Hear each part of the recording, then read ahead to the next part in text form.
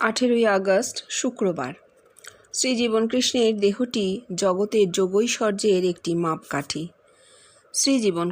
শ্রীরামকৃষ্ণ, বাঁক কাটিয়ে অনুকূল বায়ুতে নৌকা ছেড়ে দাও। শ্রীজীবনকৃষ্ণ, তা দেখ, বাঁক দুদিকে কাটে, আগমেও বাঁক কাটে, নিগমেও বাঁক কাটে। এখন কোনটা? আগমেরই ধরতে হবে। আগম মানে বেদ মতে, আর নিগম মানে পুরাণ মতে। এটা বেদান্তের নিগম নয়। কথাগুলি বলতে বলতে যোগৈশ্বর্য তার সর্বাঙ্গে প্রকাশ পেতে লাগল। নিজ দেহ দেখিয়ে, এই দেহই বেদ বাবা, এমন কোনো যোগৈশ্বর্যের কথা বলতে পারিস যা এই দেহে প্রকাশ পায় না? আমি দ্বৈতবাদেই বলি, ভগবান আমাকে এই দেহ দিয়ে বলে দিয়েছেন এইটাই মাপকাঠি। শুধু আমার নয়, সারা জগতের মাপকাঠি এই দেহটা। এই বলে পুনরায় নিজ দেহ দেখালেন এবং তৎক্ষণাৎ সমাধিস্থ হলেন। এটা বলেনি, এইটুকু বলেনি, এরপর আরো অনেকটা। এই যে বলছেন ঠাকুর, বাঁক কাটিয়ে অনুকূল বায়ুতে নৌকা ছেড়ে দাও।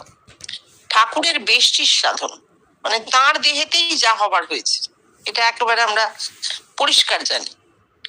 এখানে তিনি বাঁক কাটানো মানে ওই সন্ধিনী ঘাড়ের কাছে নৌকো, মানে গতি, প্রাণ শক্তির গতি যাচ্ছে, গিয়ে সন্ধিনীর কাছে বাঁক কেটে মাথায় ওঠে। সন্ধিনীটা কিন্তু খুব ছোট সরু এবং প্রচন্ড সেন্সিটিভ জায়গা। যারা ডাক্তারি পড়েন তারা বলে দিতে পারবেন, ওই ঘাড়ের একটা পয়েন্ট আছে যেখানে একটা সূচ ফোটালে মানুষ মরে যায় তক্ষুনি। প্রচন্ড সেন্সিটিভ জায়গা। সুতরাং সেখান দিয়ে প্রাণ শক্তির সপ্তম ভূমিতে যাওয়া মানে সত্যি এটা কোটি কোটি মানুষের মধ্যে একজনের হতে পারে। খুব অসম্ভব একটা ব্যাপার, এটা অতখানি এনার্জির হঠাৎ করে মাথায় ওঠা। যাই হোক, এটা ঠাকুর এইটা বলছেন, একটা বাঁক কাটানো, অনুকূল বায়ুতে নৌকো ছেড়ে দাও। ছেড়ে দাও মানে সপ্তভূমিতে তো অহং থাকে না, সুতরাং নৌকোকে কন্ট্রোল করা, নৌকোকে ধরে রাখা কিছুই হয় না। এমনিতেই অহং কমছে, প্রাণ শক্তি ঊর্ধ্বমুখী হচ্ছে মানে দেহবোধ কমছে, অহং কমছে, ঠিক আছে? সেখানে প্রাণ শক্তিকে তুমি সপ্তম ভূমি যেই ঘাড়ে সন্ধিনী ওই খুব সূক্ষ্ম জায়গাটা কেটে গেল, প্রাণ শক্তি কেটে বেরিয়ে গেল উপরে, তারপর আর কিছুই তোমার হাতে নেই, দেহবোধ সম্পূর্ণ চলে যায়, কন্ট্রোল করবার প্রশ্নই হচ্ছে না, ঠিক আছে? আর একটা যেটা জীবনকৃষ্ণ বলছেন, নিগম, নিগমের নামে কোথায়? অবতরণে। পুরাণ মত অবতরণে সেও বেষ্টি একটি মানুষের হয়। সেটা কি হচ্ছে? সেই প্রাণ শক্তি ওই যে কাকিমুখ সৃষ্টি হচ্ছে, সেই কাকিমুখ দিয়ে নেমে আসছে, মাথার পেছনে ঘুরে যাচ্ছে, শক্তি ঘুরে যাচ্ছে, অতটা এনার্জি ঘুরে যাচ্ছে মাথার পেছন দিকে, দিয়ে আবার নেমে আসছে। এবার যখন নামছে, তখন কি শিরদাঁড়া ধরে নামছে? হ্যাঁ, নামছে, কিন্তু সেইটা শুধু ওই সরু সূক্ষ্ম নার্ভের নেই, সেটা একটা মোটা বড় একটা ফাঁক তৈরি হয়েছে, যেটা ঠাকুর বলছেন যে কোটি, চণ্ডীদাস বলে গেছেন, কোটি দেশে কোটি পদ্ম, মানে এতটা ধারণ ক্ষমতা হয়েছে, কোটি দেশে ধারণ ক্ষমতা, সেই চৈতন্যের অবতরণ হলে চৈতন্যকে ধারণ করছে, এতখানি শক্তি তৈরি হয়েছে। এবং আমাদের মনে রাখতে হবে, নাম চৈতন্য বলছি বটে, কিন্তু ঠাকুর নিজেই বলছেন চৈতন্য শক্তির অবতার।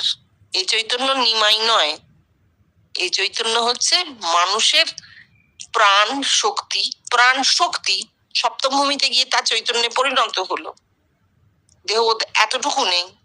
ফিরে যখন সে নিগমের বাঁক কাটিয়ে শরীরে নামছে, তখন সে আবার শক্তিতেই নামছে, কারণ চৈতন্য শরীরে নামে না। একবার যদি কারোর চৈতন্য সাক্ষাৎকার হয়, মানে আত্মা সাক্ষাৎকার হয়, তাহলে ফিরে আত্মা দেহেতে মেশে না, এটা তো আমরা জানি, বলা হয়েছে। যাতে আত্মা যদি দেহেতে না মেশে, তাহলে সে আত্মা যায় কোথায়? আত্মা চৈতন্য স্বরূপ হয়ে গেছে। চৈতন্য কি হয়? সর্বাত্মনি ভব, সবার আত্মা, বিশ্বাত্মা পরমাত্মায় পরিণত হয়, আত্মা পরমাত্মায় পরিণত হয়, অর্থাৎ সমস্ত বিশ্ব জুড়ে তার ব্যাপ্তি হয়ে যায়। এবার সেইখানে একটা স্পেসের কথা চলে আসে আমাদের, না স্পেস নয়, কিন্তু কোন স্পেসের বক্তব্য নেই এখানে। পাশ্চাত্যের পণ্ডিতদের মতন space after space, as far as your imagination can hold the chase, না না না, সেই স্পেস নয়। এটা হচ্ছে এই ব্যাপ্তি চৈতন্যেরই ব্যাপ্তি, কিন্তু তা যখন বস্তুতে দেখা যায় তখন সেটা ফুটে ওঠে। ওই বহু মানুষের মধ্যে যখন ফুটে ওঠে তখন আর সেটা শক্তি নয়, সেটা চৈতন্যেরই প্রকাশ। কারণ তারা তাদের মাথায় দেখছে, তাদের দেহে অবতরণ টরণ নেই, দেহে বিশেষ শক্তি জন্মাচ্ছে না, বিশেষ আকর্ষণ জন্মাচ্ছে না, তাকে ঘিরে মৌচাক তৈরি হচ্ছে না। তার মানে প্রত্যেকটা মানুষের মধ্যে যদি ফোটে তাহলে সেটা তার মাথাতেই ফুটবে। এইবার তিনি নিজের দিকে দেখাচ্ছেন। জীবন কৃষ্ণেরও বেশটি ছিল তো, ঠাকুর তো তাকে দান করে দিয়ে গেছিলেন, মানে ঠাকুরের সবটাই তার দেহে বর্তে গিয়েছিল। এই অবস্থায় তিনি দেখাচ্ছেন যে এদেখ আমি বলছি আমার দেহটাও এইরকম হয়ে যাচ্ছে। To live in perfect goodness is to realise oneself in the all. ঠিক আছে, কিন্তু তারপর জগতের মাপকাঠি দেহ, এরপর কি? এটাও তো ওনার একার, আর কারোর হলো না। বলবেন এরপর দেখো। সমাধি ভঙ্গের পর নিজ দেহ দেখিয়ে এবার বললেন, perfect, to live in perfect goodness is to realise oneself in the all. আবার সমাধিস্থ সকলে অবাক বিস্ময়ে দেখতে লাগলেন এই সচিদানন্দ বিগ্রহ। সমাধি ভাঙল, বললেন, কি দেখলি? ওরে, এই সচিদানন্দ অবস্থা। আবার সমাধি। সমাধি ভঙ্গে বললেন, এই নিত্যানন্দ অবস্থা। বলেই পর মুহূর্তে আবার গভীর সমাধির মধ্যে ডুবে গেলেন কিছুক্ষণ। নিঃশ্বাস বহিছে কি না বহিছে, সম্মুখে যেন একটি প্রস্তর বিগ্রহ উপবিষ্ট। চক্ষু উন্মীলন করলেন, যেন একটি শান্ত স্নিগ্ধ বালক মূর্তি। বললেন, এই জড় সমাধি।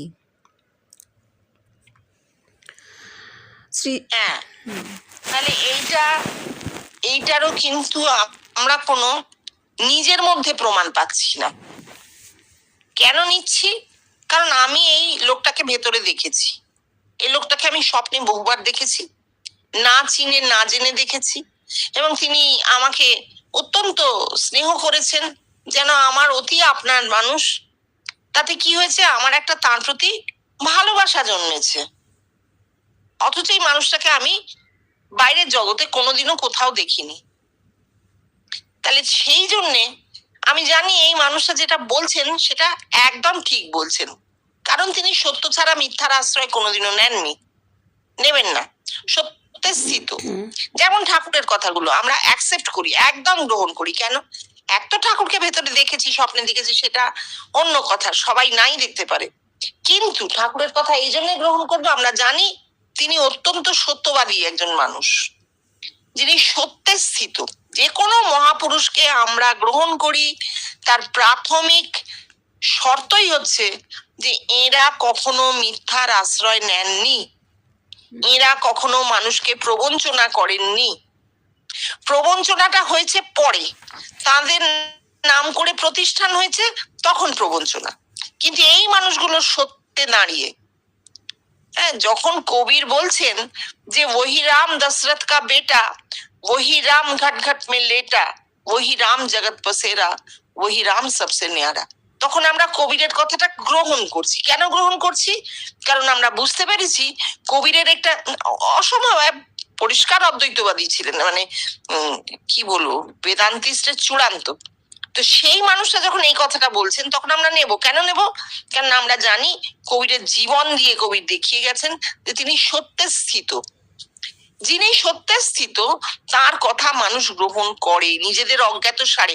কারণ আমাদের প্রত্যেকটা মানুষের মধ্যেও তো সেই সত্য আছে। Truth is there, truth is everywhere. তো সেই ট্রুথ কি করে, অন্য জায়গা থেকে যখন কথা ওঠে এবং সেই এই মানুষটি যখন সত্যে স্থিত থাকেন, তাকে আমরা আমাদের অজ্ঞাত সারেই গ্রহণ করি। এবার আমরা কি দেখছি, ঠাকুরের ঘরেও ঠাকুরের চারপাশে মানুষ জড়ো হতো, তারাও এই সমাধি দেখেছেন।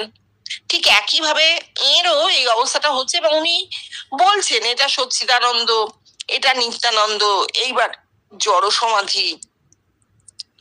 ভোলাদা যত ভাব দিয়েই লিখুন না কেন যে সেই দীপ্তি কোথায়, শান্ত স্নিগ্ধ নয়ন রঞ্জনকারী জীবন্ত বালক মূর্তি, এগুলো না করলে ভালো হতো।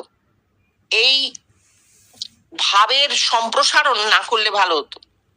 ঠাকুরের সময় মাস্টারমশাই লিখেছেন সেটা একটা যুগ ছিল, একটা যুগ কেটে যায়। সেই যুগে যেটা ছিল এই যুগে কিন্তু এই কন্টেম্পোরারি কন্ডিশনে এগুলো লেখা চলে না। ভোলাদা অনেক পরে এটা লেখা, আমি বলবো যে ওনার একদমই উচিতই হয়নি। এ লেখা কেন লিখবেন উনি? এই ভাব সম্প্রসারণের কোনো দরকার ছিল না। কিন্তু যেটা বলবার, এই যে ওর অবস্থাগুলো হলো, সচ্চিদানন্দ অবস্থা, নিত্যানন্দ অবস্থা, জড় সমাধি, কেউ কি বুঝলেন যারা বসেছিলেন চারপাশে? ভোলাদার এত ভাব সম্প্রসারণের পরেও না, বুঝবেন না, কারণ এগুলো প্রত্যক্ষ সিদ্ধ অবস্থা, যার হয় তিনি বোঝেন। আমি খুব সাধারণ জিনিস দিয়ে বলছি। ধরো একটা সার্জারি হবে, ডাক্তার অ্যানাস্থেসিয়া করে দিলেন। অ্যানাস্থেসিয়ার সময় মানুষটার কিন্তু স্থানকাল সব লোপ পেয়েছে, কারণ তার কোনো বোধই নেই। তার লাইফ পাওয়ার ব্রেনের এমন জায়গায় গিয়ে বসে আছে চুপ করে, যেখানে টাইম স্পেস নেই, তাই না? যেখানে টাইম স্পেস বলে কিছু নেই, এই জায়গাটা গিয়ে বসে আছে। এবার এই মানুষটা যখন সেন্স ফিরছে, হঠাৎ করে তো ফেরে না, হঠাৎ করে উঠে দাঁড়িয়ে দৌড়তে শুরু করে না। যখন ফেরে তখন একটু একটু করে ফেরে, একটু করে ফেরে। প্রথমে কানের মধ্যে, মাথার মধ্যে যেন একটা কি ভোঁ করে ঘুরছে মনে হয়। তখনও দেহ খুঁজে পাওয়া যায় না, নিজের মন কিছু খুঁজে পাওয়া যায় না। খুব ধীরে ধীরে ধীরে ধীরে দেহবোধ ফেরে। তো সমাধি খানিকটা সেই অবস্থা। একটা মানুষ যদি কখনো তাকে এইভাবে অজ্ঞান করা হয়ে থাকে, তাহলে তিনি এটা বুঝতে পারবেন। অজ্ঞান হয়ে যাওয়া নয় কিন্তু, অসুস্থ হয়ে অজ্ঞান হয়ে গেলাম তা নয় কিন্তু। আমি বলছি অ্যানাস্থেসিয়া করে, বাইরে থেকে কোনো ওষুধ প্রয়োগ করে মানুষের চেতনাকে যদি ওই রকম ভাবে ঘুম পাড়িয়ে দেওয়া যায়, তাহলে এই জিনিসটা বোঝা যাবে, তা না হলে হবে না। তা যারা বসে আছেন তারা কিছুই জানেন না, এগুলো বোঝেননি, তারা জিনিসটাকে অ্যাকসেপ্ট করছেন, কারণ তারা এই মানুষটাকে ভালোবাসেন, এই মানুষটাকে ভেতরে দেখেছেন, আর জানেন ইনি মিথ্যের আশ্রয় কোনোদিনও নিতে পারেন না। আর একটা জিনিস আছে যেটা সত্যিই বলা উচিত। জীবনকৃষ্ণ অনেক সময় বলেছেন, ঠাকুর তো সবসময় বলতেন, এই যে প্রেডিক্ট করা, ভবিষ্যৎ দেখতে পাওয়া, অতীত দেখতে পাওয়া, এগুলো কি? এগুলো নিয়ে ভাবলে লোকে মনে করে কোনো অলৌকিক কাণ্ড কারখানা। এ আবার কি? ক্লেয়ারভয়েন্স, দিব্য দৃষ্টি? না না, ওসব কিচ্ছু না। এদের মাথায় ওই স্থানকালটা কেটে যায়, যাকে ব্রহ্মজ্ঞানের ফুট বলা হচ্ছে। ব্রহ্মজ্ঞান মানে কি? যেখানে টাইম স্পেস নেই, যেখানে তুরীয় fourth dimension, fifth dimension cross করে যাচ্ছে, সেইখানে কি হয় যে মানুষটা অতীতের জিনিসও দেখতে পাচ্ছে, ভবিষ্যৎও দেখতে পাচ্ছে। এর কিছু বলার নেই, সে পাচ্ছে দেখতে, সে একাই পাচ্ছে। আমার মাথায় ডাইমেনশন কাটেনি, আমি দেখতে পাচ্ছি না, কি করা যাবে? হ্যাঁ, এটা দিব্য দৃষ্টি নয়, এটা হচ্ছে তার মাথায় ওই অবস্থাটি হয়েছে। এই যে ঠাকুর যখন বলছেন তোমরা সব বসে আছো, তোমাদের আমি সব ছায়া ছায়া দেখছি, তিনি আসলে মিরর ইউনিভার্স বলছেন। ওই সময় মিরর ইউনিভার্স বলার আর কেউ ছিল না।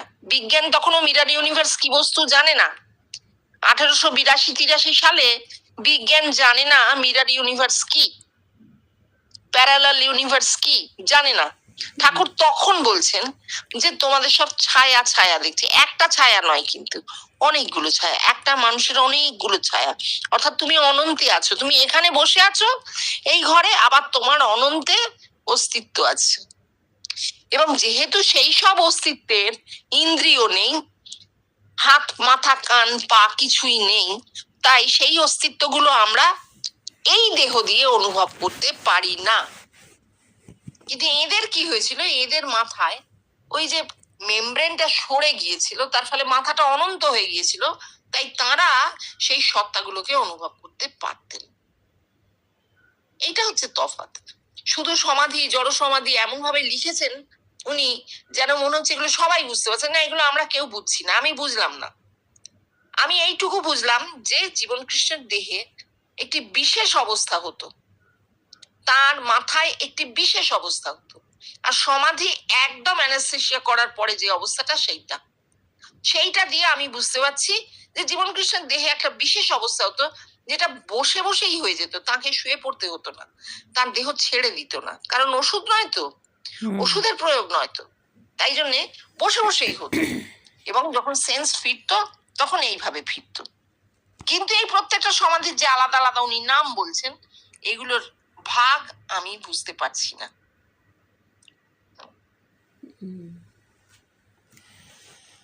শ্রী জীবন কৃষ্ণ এখন বাহ্য জ্ঞান হারিয়ে সচিদানন্দ অবস্থায় অবস্থান করতে লাগলেন। চক্ষু আধ বোজা, গাল দুটি ঈষৎ ফোলা, ওষ্ঠ ফাঁক, যেন দুষ্টু হাসি হাসছেন। ঘরে উপবিষ্ট সকল ব্যক্তিকেই বৃদ্ধ, পৌঢ়, যুবা আনন্দ সাগরে ভাসিয়ে নিয়ে যাচ্ছেন। হুঙ্কারে হুঙ্কারে স্বাভাবিক অবস্থায় ফিরে আসবার মাঝে মাঝে চেষ্টা করছেন, কিন্তু পরক্ষণেই আবার সমাধি, সেই সচিদানন্দ অবস্থা। কাল ও পাত্র যেন এক্ষণে ক্রিয়াহীন। এবার তার সারা দেহটি দক্ষিণে ও বামে দুলতে লাগল। এতক্ষণ পরে কথা কইলেন, কথাগুলির প্রতিটি বর্ণ যেন আনন্দে গড়া। কি দেখছিস বল দেখি? ওই যে রে সাপ, ওরা যখন ফনা তুলে খেলা করে তখন এইভাবে দোলে। আমার দেহে জাগ্রত কুণ্ডলিনী, দেখ কেমন খেলা করছে। আচ্ছা, এইখানে লেখা আছে যেন কি একরকম মিষ্টি হাসি হাসছেন, দুষ্টু না।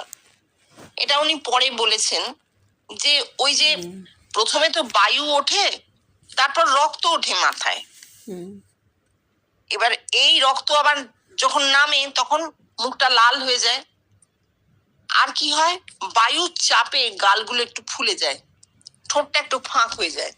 ঠাকুরের সমাধি অবস্থার ছবি আছে, দেখবে ওই রকম, ঠোঁটটা সামান্য ফাঁক, সামনের দাঁত দুটো যেন একটু বেরিয়ে আছে, গালটা ফুলে আছে, ওই বায়ুর চাপে। ওটা হাসি নয়। অন্য বহু জায়গায় উনি বলেছেন যে না না, হাসছেন না, একদম হাসছেন না, এটা এই অবস্থাটা হয়। এবার তিনি স্বাভাবিক হবার চেষ্টা করছেন, আবার সমাধি হয়ে যাচ্ছে, আবার স্বাভাবিক হতে চাইছেন। এইবার যেটা উনি বলছেন, কাল ও পাত্র ক্রিয়াহীন, পাত্রের প্রশ্নই উঠছে না। কাল যদি নিষ্ক্রিয় হয়ে যায় তাহলে পাত্রের তো প্রশ্নই উঠছে না, পাত্র এলো কোত্থেকে? কাল নিষ্ক্রিয় হবার একটা বৈজ্ঞানিক দৃষ্টান্ত দেওয়া যাক। একজন স্পেসে বেড়াতে গেছিলেন, এই যে ভদ্রলোক আমাদের ভারতবর্ষ থেকে গেলেন, নাম ভুলে যাচ্ছি। তিনি গিয়ে দেখলেন, তাকে জিজ্ঞেস করা হয়েছিল স্পেস থেকে তুমি কি কি দেখছো। তিনি প্রথমে তো বললেন যে আমাদের গ্রহটা, মানে ওইটা কত দূরে একটা ছোট্ট বল ঘুরছে, নীল রঙের, নীল সবুজ বল। ওইটা আমার, হ্যাঁ না, রাকেশ শর্মা কি এই যে সবে গেছিল যে, আচ্ছা না, আচ্ছা রাকেশ শর্মা অনেক আগে। হ্যাঁ না, এই সবে গেছিলেন এক কথা, যে ওই ঘুরছে, ওইটা আমাদের বাড়ি, ওইটা আমার বাড়ি, ওইখানে আমি থাকি। সেখানে কোথায় থাকি, কোন জায়গায়, কত ভাগ, কিচ্ছু মাথায় আসছে না, ওইটুকু বলতো ওইখানে আমি থাকি, একটা অদ্ভুত আনন্দ হচ্ছে। আর কি বলেছিলেন, বলেছিলেন আমি 16 বার সূর্য উঠতে দেখলাম, আবার সূর্যকে ডুবে যেতে দেখলাম। তাহলে যে সময়ের মাপ আমাদের এই পৃথিবীর উপরে আছে, সেই সময়ের মাপ কিন্তু স্পেসে নেই। প্রমাণ দিচ্ছে টাইম রিলেটিভ, সময় একটি আপেক্ষিক ধারণা। আমরা এখানে সময়কে গুনি সূর্যের চারপাশে পৃথিবীর আবর্তন দিয়ে, একটা দিন একটা দিন একটা দিন একটা বছর, এবং সেইভাবে নিজেদেরকে শৃঙ্খলিত করে নিয়েছি, ডিসিপ্লিন করে নিয়েছি। কিন্তু যে মানুষটার কাল কেটে যায়, মানে এই যে কাল, এই যে পৃথিবীর কাল, যদি কারোর কেটে যায় মাথায়, তাহলে সে কি আর ওইভাবে একটা দিন একটা বছর এরকম দেখবে? দেখবে না, দেখবে না। যে তারাটার আলো আমি এখন চোখে দেখছি, সেই তারাটা হয়তো 50,000 বছর আগে মরে গেছে, তার আলো নেই আর। তাহলে এই যে দূরত্বটা সে মেপে মেপে আসছে, এত দূর আসতে তার 50,000 বছর লেগেছে। তো আমি দেখছি 50,000 বছর আগের একটা আলো। তো এই যে মানুষগুলোর কথা হচ্ছে, যারা অতীত দেখতে পেয়েছেন, তারা ওই 50,000 বছর আগের আলোটা দেখেছেন মাথায়? সবাই হচ্ছে না, তারা পারছেন। কিংবা ধরা যাক আমি একটা এমন কিছু দেখছি, ভবিষ্যৎ দেখার কথায় একটা এমন কিছু, কেউ, আমার কথা হচ্ছে না, কেউ দেখছেন যে ভবিষ্যতে ঘটবে। তিনিও ওই টাইমটা কেটে গেছে, তার মাথায় টাইম কেটে গেছে, কাল কেটে গেছে, কাল এক হয়ে গেছে, অতীত বর্তমান ভবিষ্যৎ 3 মিলিয়ে এক মহাকাল। তিনি দেখতে পাচ্ছেন, ঠাকুর বলছেন একটা আলো আসছে, কোথা থেকে আসছে বুঝতে পারছি না, হ্যাঁ স্থান তো বোঝা যাবে না, কিন্তু আসছে, ভবিষ্যতে আসছে, কাল বোঝা যাচ্ছে, দেখতে পাচ্ছেন। এইগুলো দিয়ে আমরা বুঝতে পারি যে কাল ক্রিয়াহীন কোথায়। কাল ক্রিয়াহীন এই মাধ্যাকর্ষণের বাইরে, পার্থিব অবস্থার বাইরে, দেহবোধের বাইরে কাল ক্রিয়াহীন। যতক্ষণ পৃথিবীতে আছি, পার্থিব শরীর আছে, ততক্ষণ কাল সক্রিয়।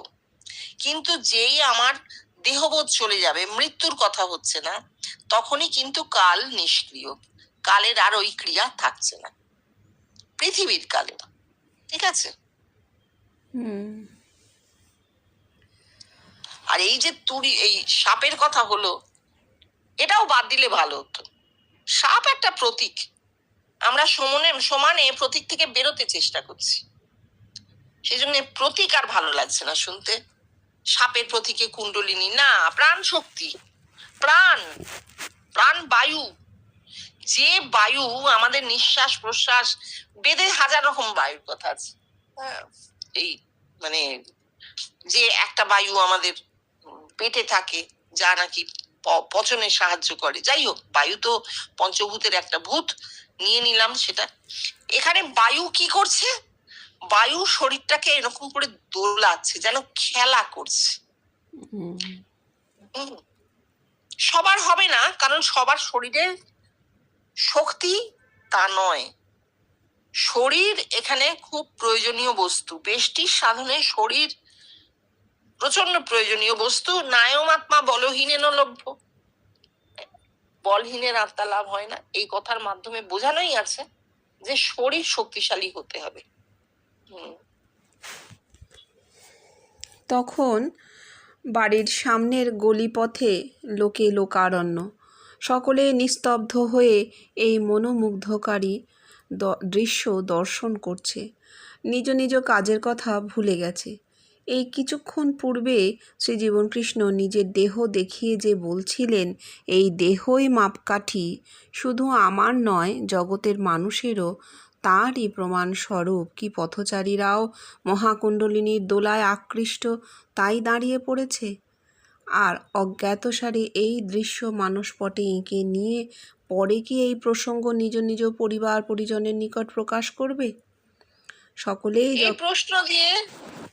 এই প্রশ্ন দিয়ে ভোলাদা নিজের উইশ ফুলফিলমেন্ট, মানে তিনি চাইছেন যেন এমন হয়।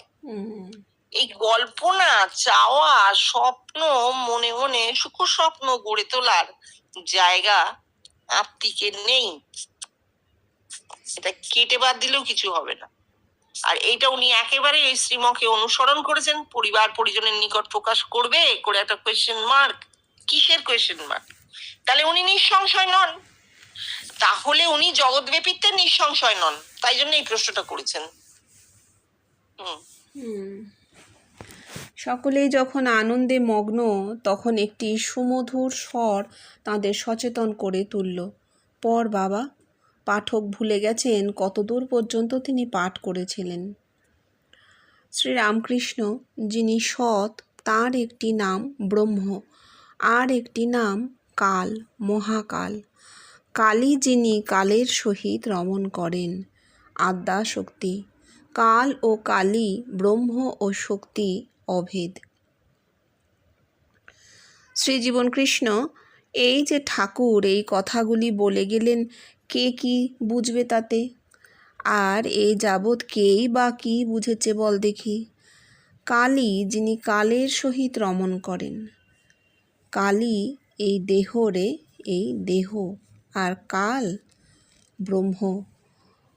তোদের ব্রহ্ম বলতে ইচ্ছা হয় বল, দেহস্থ চৈতন্য বলতে ইচ্ছা হয় বল, প্রাণ বলতে ইচ্ছা হয় বল, যা খুশি বল। তাদের রমণে কি হচ্ছে? পরিবর্তন হচ্ছে। এই দেখ, দেহ ও আত্মার রমণ। সকলেই তার শ্রী অঙ্গ রক্তিম বর্ণ ও শিমুলের কাঁটার ন্যায় উলসে উঠছে প্রত্যক্ষ করলেন।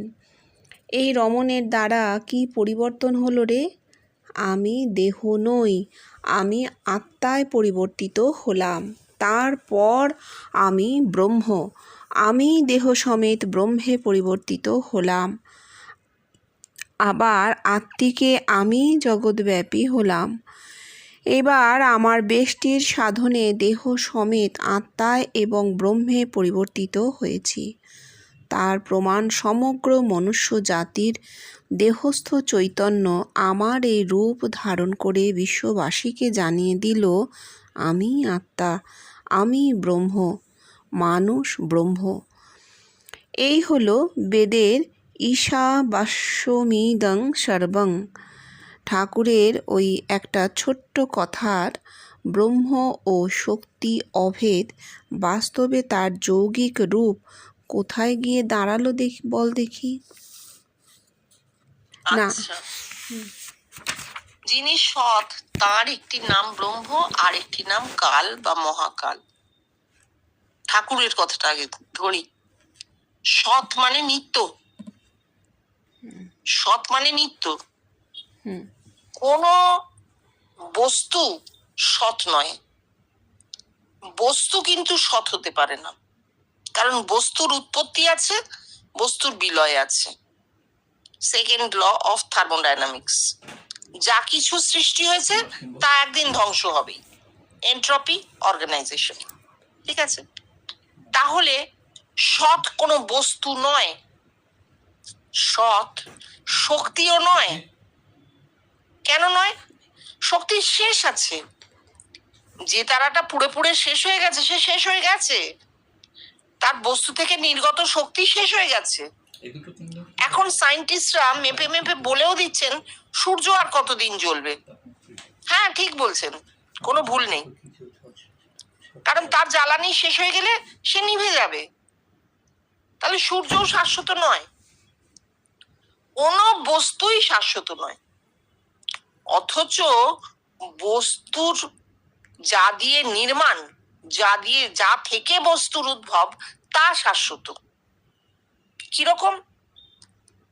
সায়েন্টিস্টরা বলছেন যে এই বিশ্ব ব্রহ্মাণ্ড যে সৃষ্টি হয়েছে, বা যখনই হোক অনাদি অনন্ত কাল ধরে চলছে, একবার ধ্বংস হচ্ছে, আরেকবার সৃষ্টি হচ্ছে, আবার ধ্বংস হচ্ছে, আবার সৃষ্টি হচ্ছে। এখন বিগ ব্যাং এ যেখানে আমরা বসে আছি সৃষ্টি হওয়া বিশ্বে, তার পাশাপাশি আরো অনন্ত বিশ্ব সমানে তৈরি হচ্ছে আর ধ্বংস হচ্ছে। এটা অদ্ভুত ব্যাপার। তো যাই হোক, এইখানে বলতে হবে যে বস্তু সৎ নয়, কারণ বস্তু অনিত্য, বস্তু সমানে তার চেহারার পরিবর্তন করছে, রূপান্তরিত হয়ে যাচ্ছে। তাহলে সত্য কি, সৎ কি? সৎ হচ্ছে চৈতন্য, কনসিয়াসনেস, যার চিত বলা হচ্ছে যাকে, যেটা ছোট ছোট ছোট ছোট কণাও না, ভাইব্রেশন মাত্র, একদম ভাইব্রেশন, কম্পন। সেই কম্পন জমাট বাঁধলে কণা মনে হবে। যেমন শব্দ তরঙ্গ, কম্পন, সেই শব্দ তরঙ্গের কম্পনের ছবি ওঠে, ছবি করা যায়। এটা খুব অদ্ভুত। এক একজন এক এক রকম দেখিয়েছেন, আলপনার মতন স্ট্রাকচার তৈরি হয়েছে শব্দ কম্পন থেকে। তাহলে এটা হচ্ছে শক্তির কম্পন। এবার চৈতন্যের কম্পন, পিতৃবীজ যা থেকে এত বড় দেহ, বীজটা কম্পন মাত্র, শুক্র গতি আছে, শুক্রের প্রাণ আছে, তদেব শুক্রং তদ্ব্রহ্ম, শুক্রের প্রাণ, সেই প্রাণ থেকে এত বড় শরীর। ঠাকুর বলছেন রেতো এত কোমল, তা থেকে এত বড় হারমাসের শরীর। তাহলে কোথা থেকে আসছি সেটা খুব পরিষ্কার হয়ে গেছে। সেই সৎ বস্তু, সেই সৎ, সেই ভাইব্রেশন, সেই কম্পন, যার লয় নেই ক্ষয় নেই, যা কোথা থেকে উদ্ভূতও হয়নি, যা কোথাও গিয়ে মিলছেও না। এবার কেউ তর্কের খাতিরে বলতে পারেন পিতৃবীজ পিতার দেহ থেকে এসেছে, এই তো উদ্ভব হয়েছে। আর সে তো একটি বলে হবে না, জগতে কোটি কোটি মানুষ জন্মাচ্ছে, মারা যাচ্ছে, আবার জন্মাচ্ছে, সে তো একটি মাত্র পিতার দেহ থেকে উদ্ভূত হচ্ছে না, মানুষ মাত্রই।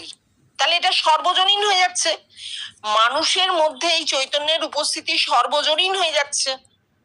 এবার তুমি বলতে পারো যে আমরা নারী, না না না, নারী পুরুষ দিয়ে কথা হচ্ছে না, যা থেকে দেহ তৈরি সে জিনিস দেহে থাকবেই, যাবে কোথায়?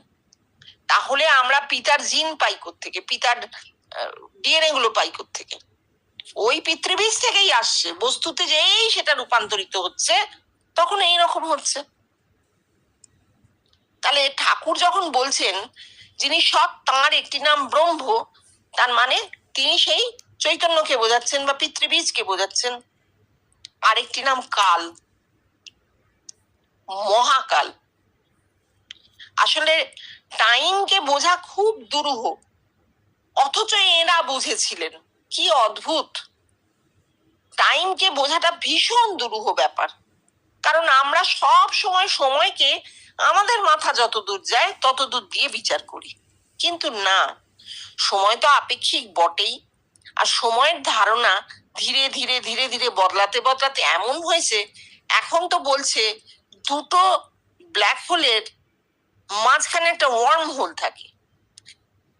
একটা ব্ল্যাক হোল দিয়ে, সেই ওয়ার্ম হোল দিয়ে তার নিচের তলাটায় যদি নেমে যাওয়া যায় তখন একটা হোয়াইট হোল, এবং সেখানে একটা সম্পূর্ণ ভিন্ন টাইমের ডাইমেনশন।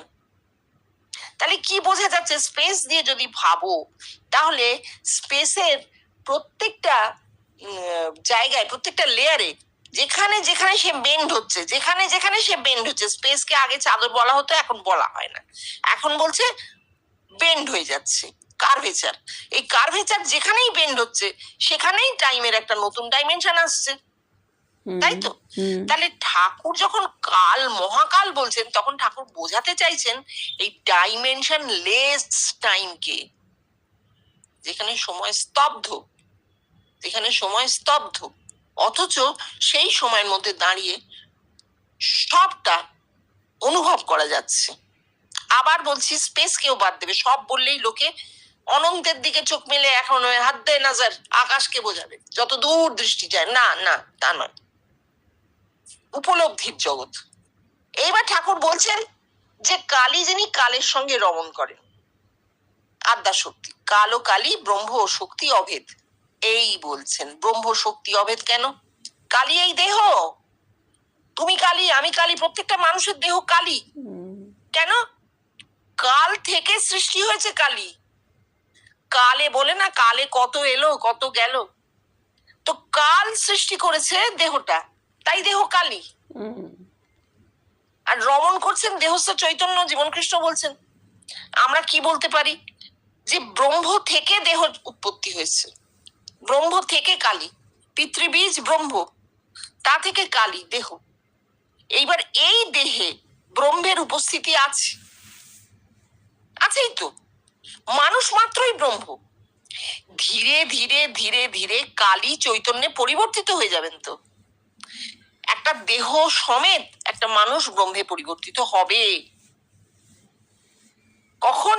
যখন তার মাথার ওই চামড়াটা পুরো সরে যাবে এবং ব্রহ্ম সাক্ষাৎকার হলে সে জানতে পারবে যে না না না, আমি শুধু এই দেহটা নই, আমি শুধু এই বস্তুটুকু নই, আমি এই বস্তু বিশ্বের মানুষটুকু নই, এর বাইরে অনেক কিছু, বা এর অন্তরেও অনেক কিছু। সেই অনেক কিছুটা হচ্ছে আমার ব্রহ্মত্ব, যেখানে টাইম এন্ড স্পেস নেই। ঠিক আছে?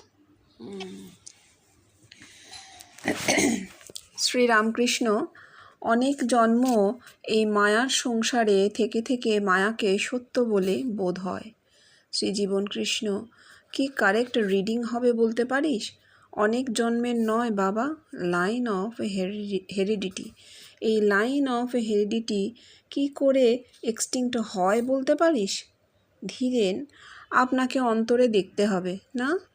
শ্রীজীবন কৃষ্ণ, হ্যাঁ রে, প্রত্যেক মানুষই যে আমি বাবা, আর সেটা আমি বললে হবে না, তোরা বলবি তবে হবে, অর্থাৎ সমগ্র মনুষ্য জাতি। তখন তার লাইন অফ হেরিডিটি কোথায় রইল? এই সেই বেদবাণী, বসুধৈব কুটুম্বকম। তাহলে এটাও আমি ভোলাদার কথা ধরে নিচ্ছি না। ঠাকুর বলছেন অনেক জন্ম মায়ার সংসারে থাকতে থাকতেই মায়াকেই সত্য বলে বোধ হয়। যেমন বলছেন জন্মান্তরের কথা তো নেই। ইহ চেদ বেদিদথ নচেদিহা বেদিন মহতি বিনষ্টি। এ জন্মে হলো তো হলো, না হলে কোনো জন্মেই হলো না। তাহলে বেদান্ত কিন্তু জন্মান্তর নেয়নি, জন্মান্তরের কোনো প্রমাণ তো নেই, আমরা আবার নেব কেন? তাহলে ঠাকুর যখন বলছেন অনেক জন্ম, তখন বুঝতে হবে ঠাকুরও কিন্তু জন্মান্তর নিতেন না। অনেকবার এই কথা এসেছে, বলেছেন বাবুর বাগানে কত গাছ, কত ডাল, কত পাতা, ওসব জেনে কি হবে? তুমি আম খেতে এসেছো, আম খাও, চলে যাও। অর্থাৎ জগতে তোমার জন্ম হয়েছে অমৃত লাভ করতে। সেই অমৃতটি তুমি পাও, পেয়ে তোমার দেহ টুটে যাক, কোনো অসুবিধা নেই। এই তো কথা ছিল। তাহলে এখানে অনেক জন্ম বলছেন মানে অনেক প্রজন্ম, এটাকে এইভাবে ধরো, অনেক পুরুষ ধরে, অনাদি অনন্ত কাল ধরে এই বস্তু জগৎকে আমরা সত্য বলে জেনেছি। আমাদের এই হাত, পা, কান, চোখ, জিভ, সমস্ত 4টে অন্তরেন্দ্রিয় আছে, সব 14টা ইন্দ্রিয় দিয়ে আমাদের দেহ আমাদেরকে আটকে রেখেছে। এই তুই এই দেহ, কিছুতেই আমাদেরকে এর থেকে উত্থিত হতে দেয় না। দেহ আটকে রেখেছে, তার স্বার্থ কি? তা না হলে দেহটা থাকবে না, সব খুলে খুলে পড়ে যাবে, এটা তার স্বার্থ। তাহলে এইখানটাই বুঝতে হবে যে এই অনেক অনেক বছর, অনাদি অনন্ত কাল ধরে এই বস্তু জগতের এই সমস্ত গ্রহণ করতে করতে আমাদের সংস্কার তৈরি হয়েছে, একদম প্রেজুডিস সংস্কার তৈরি হয়েছে। সেই সংস্কারটি কি? এই দেহ আমার অতি আপন, দেহের মায়া, এবং দেহকে ঘিরে যা কিছু আছে তার প্রতি মায়া, আমার স্ত্রীর প্রতি মায়া, আমার স্বামীর প্রতি মায়া, আমার সন্তানের প্রতি মায়া, আমার বাপ মায়ের প্রতি মায়া, সব কিছুর সামনে একটা আমার লাগানো আছে। তাহলে বাকিগুলো তুলে নাও, কি থাকছে? আমার মায়া। এই প্রতিগুলোকে সরিয়ে দাও, এরা পরিবেশ। আছেটা কি? এই বিশ্ব পরিবেশের প্রতি মায়া, আমার মায়া, তাই তো? এই মায়াটা সংস্কার। বিশ্ব, এই বস্তু বিশ্বকে সত্য মনে করাটা সংস্কার। যেদিন মনে হবে যে এই বস্তু বিশ্ব তো সত্য নয়, কারণ এই অনিত্য, সমানে এর লয় হয়ে যাচ্ছে, সেদিন মায়া থাকবে না। যখন ঠাকুর বলছেন যে কার জন্য কাঁদবো, যে ছেলে জন্মেছিল মারা গেছে এই বস্তু বিশ্বে, তার জন্য কাঁদবো, না স্বপ্ন দেখছিলাম 7টা ছেলের বাবা হয়েছি আমি রাজা, তারা রাজপুত্র, স্বপ্ন ভেঙে গেলে তারা নেই, তাদের জন্য কাঁদবো? এ ঠাকুর বোঝাতে চাইছেন যে এই যে জীবনটা কাটছে, এটা একটা স্বপ্নের মতো। স্বপ্নে যেমন স্বপ্নের ক্ষণটাকে ধরা যায় না পরে স্বপ্ন ভেঙে গেলে, ঠিক সেই রকম আমরা অতীতটাকে আর পেছন ফিরে গিয়ে ধরতে পারি না। আমি আমার মৃত বাবা মাকে টেনে আনতে পারি না সামনে, তাই তো? তাহলে দুটোই অনিত্য। স্বপ্ন যেমন ভেঙে যায়, এই জীবনও স্বপ্নের মতন ভেঙে যায়। তাহলে কিসের মায়া? ঠিক আছে, ঠিক আছে।